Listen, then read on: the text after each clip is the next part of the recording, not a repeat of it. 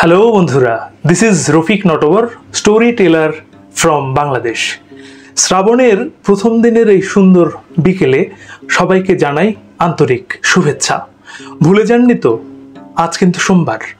প্রতি সোমবারের মতো আজও আমি আপনাদের জন্য নিয়ে এসেছি শব্দের গল্প।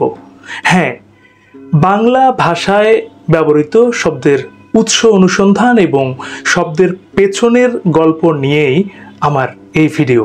সপ্তাহে অন্তত একদিন শব্দের গল্প নিয়ে আমি আপনাদের সামনে আসার প্রয়াস চালিয়ে যাব। আশা করছি আপনাকে সঙ্গে পাবো। তাছাড়া শিক্ষার্থীদের জন্য শব্দের গল্পের এই ভিডিওগুলো বিশেষ উপকারী হবে বলেই আমার বিশ্বাস। আজকের এই ভিডিওটিও বেশ মজার কিছু শব্দ দিয়ে সাজানো হয়েছে।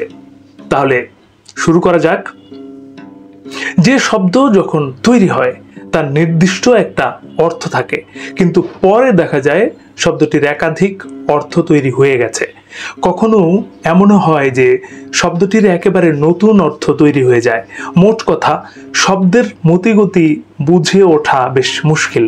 অভিধান থেকে তুলে আনা এরকম কিছু শব্দ আর বাগধারা নিয়েই আজকের এই ভিডিও। আজকের প্রথম শব্দ বানচাল। মাঝ নদীতে মাঝি যদি হঠাৎ দেখে তার নৌকা বানচাল হতে বসেছে, তখন সে যথাসাধ্য চেষ্টা করে নৌকা বাঁচানোর। বানচাল ঠেকানো সম্ভব না হলে হাল ছেড়ে দিয়ে মাঝি পানিতে গা ভাসিয়ে দেয়। অবশ্য এই অবস্থা শুধু নৌকার মাঝির। নৌকা যদি আরোহী ভর্তি থাকে তবে আরোহীদের অবস্থার বর্ণনা ভিন্ন রকম। অনেক সময় তা হয়ে থাকে মর্মন্তুদ। এখন প্রশ্ন উঠতে পারে, নৌকা কিভাবে বানচাল হয়? হাজারবার কসম খেয়ে মাঝি যদি বলে নৌকা সত্যি বানচাল হয়ে গেল, তারপরও মানুষ কিন্তু ভাবতে থাকবে, নৌকা কি কখনো বানচাল হওয়া সম্ভব? সবাই জানে ষড়যন্ত্র বানচাল হয়, অভিসন্ধি বানচাল হয়, গোপন পরিকল্পনা বানচাল করে দেয়া যায়। তাই বলে নৌকা কিভাবে বানচাল হবে? এসব ভাবনার অবশ্য কুল কিনারা পাওয়া কোনো ব্যাপার নয়। নৌকা সত্যিই বানচাল হয়, এবং নৌকা বানচাল হয় বলেই কথাটা আমরা নৌকা থেকে উঠিয়ে ভাষার জায়গায় নিয়ে আসতে পেরেছি। আসল কথা হলো, নৌকা বানানোর সময় এক তক্তার সঙ্গে অন্য তক্তা জোড়া দেওয়ার জন্য যে খাঁজ কাটা হয় তাকে বলে বান। এই বান আলগা হয়ে যাওয়া থেকেই বানচাল শব্দটা তৈরি। নৌকা বানচাল হয়, আবার ষড়যন্ত্রও বানচাল হয়। একই বানচাল শব্দ দুই জায়গায় দুই রকমভাবে দুই ধরনের অর্থ নিয়ে ব্যবহৃত হয়। ভাষায় সবই সম্ভব। বানচাল শব্দের মূল অর্থ হলো নৌকার তক্তার জোড় ফাঁক হয়ে যাওয়া, আর পরবর্তী অর্থ হলো ভেসে যাওয়া, ভেস্তে যাওয়া ইত্যাদি। উৎসর্গ। 52 ভাষা শহীদেরা মাতৃভাষার জন্য জীবন উৎসর্গ করে গেছেন। মহান মুক্তিযুদ্ধের শহীদেরা দেশের জন্য জীবন উৎসর্গ করে গেছেন।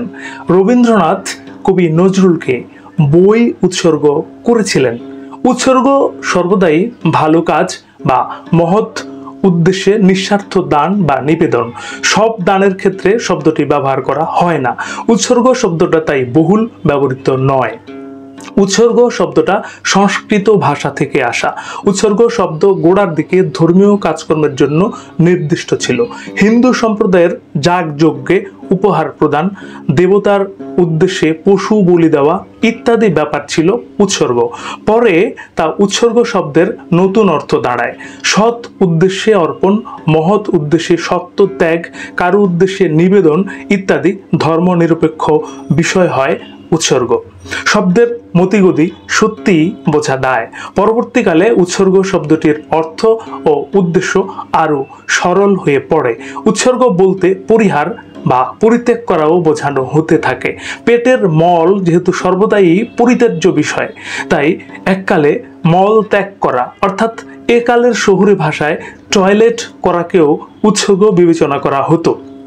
ঘুম থেকে উঠে লোকে তখন বলতো, যাই একবার উৎসর্গ করে আসি। সুখের বিষয়, একালে উৎসর্গ শব্দটা তার অর্থের অধপতন থেকে রক্ষা পেয়েছে। উৎসর্গ বলতে আমরা এখন শুধু নিঃস্বার্থ ত্যাগ বা নিবেদনই বুঝে থাকি, অন্য কোনো ত্যাগ নয়। অস্ত্র শস্ত্র একক শব্দের জায়গায় জোড়া শব্দের ব্যবহার বাংলা ভাষার এক উল্লেখযোগ্য বৈশিষ্ট্য। এই বৈশিষ্ট্যের মার প্যাঁচে পড়ে অনেক জোড়া শব্দের দ্বিতীয় শব্দটি সম্পূর্ণ স্বাধীন হওয়া সত্ত্বেও প্রথম শব্দটির বহুবচন হিসেবে দায়িত্ব গ্রহণ করে। ফলে কালক্রমে দ্বিতীয় শব্দটির স্বাধীন প্রয়োগ লোকমুখ থেকে হারিয়ে যায়। প্রথম শব্দের সঙ্গে না থাকলে দ্বিতীয় শব্দটিকে আর আলাদা করে চেনা যায় না। ঠিক এরকম ব্যাপারই ঘটেছে অস্ত্র শস্ত্র শব্দের শস্ত্রের বেলায়। শস্ত্রও যে একটি স্বাধীন শব্দ এবং সেও সমাসবদ্ধ পদ শস্ত্র পানি হয়ে আগে বসতে পারে, সে কথা আমরা প্রায় ভুলেই বসেছি। অস্ত্র ও শস্ত্র দুটো আলাদা শব্দ, দুটোর অর্থ আলাদা, কিন্তু কাজ একই। এই একই ধরনের কাজ করায় শস্ত্র শব্দটি অস্ত্র শব্দের অনুগামী হতে বাধ্য হয়েছে। অস্ত্র শব্দের অর্থ হলো যা নিক্ষেপ করে আঘাত করা হয়, যেমন বাণ, বর্ষা ইত্যাদি। এদিক থেকে কামান, বন্দুকও অস্ত্র। অন্যদিকে শস্ত্র শব্দের অর্থ হলো যা হাতে ধরে রেখে আঘাত করতে হয়, যেমন তরবারি, গদা, ছুরি, চাকু ইত্যাদি। ধুরন্ধর মানুষের মতো শব্দও মাঝে মধ্যে দুর্গতির মধ্যে পড়ে, রোধ করা যায় না। টাউট, শয়তান, ধরিবাজ লোককে আমরা এখন বলি ধুরন্ধর। অথচ ৬০-৭০ বছর আগেও শব্দটার এমন দুর্গতি ছিল না। তখন নেতা থেকে শুরু করে যে কোনো প্রতিষ্ঠানের প্রধানকে অনায়াসে ধুরন্ধর বলা যেত। এভাবে আগে যে কোনো দেশের রাষ্ট্রপতি, প্রধানমন্ত্রী সবই তখন ধুরন্ধর বিবেচিত হতেন। এখন গুণ না থাকলেও ধুরন্ধর হওয়া যায় না, তাই বহু গুণে গুণান্বিত ব্যক্তিকেও ধুরন্ধর বলা যেত। উপাচার্য, অধ্যক্ষ, মহাপরিচালক, অধ্যাপক, নায়ক, লেখক সবাইকে তখন অনায়াসে ধুরন্ধর বলা সম্ভব ছিল। ধুরন্ধর শব্দের সেদিনের সেই গৌরবের কথা মনে রেখে আজও যদি কেউ সভামঞ্চে দাঁড়িয়ে বলেন আমাদের প্রাণপ্রিয় অতি ধুরন্ধর নেতা আমাদের সামনে এখন ভাষণ দেবেন, তাহলে তার পরিণতি কি হবে তা ভেবে বলা যায়, না ভেবেও বলা যায়। একালের ধুরন্ধরেরা হয়তো তখন ঘোষককে পিটিয়ে লাশ বানিয়ে দেবেন। ধুরন্ধর শব্দের মূল অর্থ হলো ভারবাহী বা ভারবাহক। ধুরন্ধর শব্দের আদি পর্বে ঘোড়া, গাধা ইত্যাদি ছিল প্রকৃত ধুরন্ধর, কারণ তারা তখন মানুষের ভারী বোঝা বহন করত। কিন্তু মানুষ গাধা ঘোড়াকে ধুরন্ধর শব্দের ভার দীর্ঘদিন বইতে না দিয়ে নিজেরাই একদিন ধুরন্ধরের শব্দটিকে নিজেদের পিছে তুলে নেয়। শুরু হয় ধুরন্ধর শব্দের আলংকারিক প্রয়োগ। যিনি অসাধারণ দক্ষতার সঙ্গে কোনো দায়িত্ব অনায়াসে বহন করতে পারেন তিনি হন ধুরন্ধর।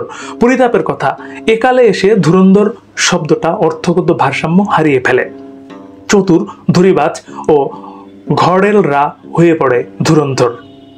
নগর। নগর শব্দটি তৈরির পেছনে মানুষের মনে বিশেষ এক দৃশ্যের কথা মনে পড়েছিল। নগরের সঙ্গে আমাদের প্রায় প্রাত্যহিক পরিচয় থাকায় নগর শব্দটির প্রকৃত অর্থ নিয়ে আমরা মাথা ঘামাই না। নগর বলতে আমরা সাধারণভাবে বুঝি যেখানে উঁচু উঁচু দালান কোঠা রয়েছে, বহু লোক বাস করে, রয়েছে অফিস, আদালত ও শিল্প কারখানা। নগ বলে একটি শব্দ রয়েছে আমাদের অভিধানে। শব্দটি বহুল প্রচলিত নয়। শব্দটির অর্থ পাহাড় বা পর্বত। ব্যাকরণের দিক থেকে এই নগ শব্দের সঙ্গে নগরের অচ্ছেদ্য সম্পর্ক। নগ থেকেই তৈরি হয়েছে নগর শব্দটি। নগর শব্দের মূল অর্থ হলো যেখানে বাড়িঘর, নগ অর্থাৎ পাহাড়ের পর্বতের মতো উঁচু উঁচু। তো বন্ধুরা, শব্দের গল্প আজ এটুকুই।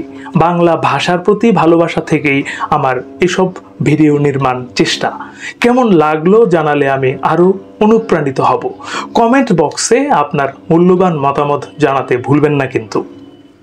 এখন থেকে প্রতি সোমবার নিয়মিত শব্দের গল্প নিয়ে আপনাদের সামনে হাজির হওয়ার চেষ্টা করব ইনশাল্লাহ। এছাড়া অন্যান্য ভিডিও তো থাকছেই। তো নিশ্চয়ই দেখা হবে আগামীকাল অন্য কোনো ভিডিওতে। সে নাগাদ ভালো শুনুন, ভালো থাকুন। ধন্যবাদ।